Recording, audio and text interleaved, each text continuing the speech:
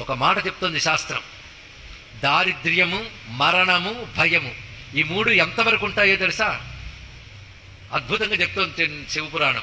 దారిద్ర్యము, మరణము, భయము ఎంతవరకు ఉంటాయంటే శివ పూజ ప్రారంభించే వరకు ఉంటాయి. ఇక్కడ అర్థమైందా? తెలుగులోనే చెప్పానమ్మా నేను. దారిద్ర్యం, మరణం, భయం ఎంతవరకు? శివ పూజ ప్రారంభించే వరకే దారిద్ర్య మరణ భయాలు ఉంటాయి. శివ పూజ ప్రారంభించాక శివానుగ్రహం వల్ల అవన్నీ తొలగిపోతాయి. అది చెప్పాడు. శివుడు ఎలా తొలగిస్తాడు? ఏ ప్రారంధం వల్ల ఇవి వచ్చాయో ఆ ప్రారంధాన్ని రెక్టిఫై చేస్తాడు ఆయన ఇక్కడ.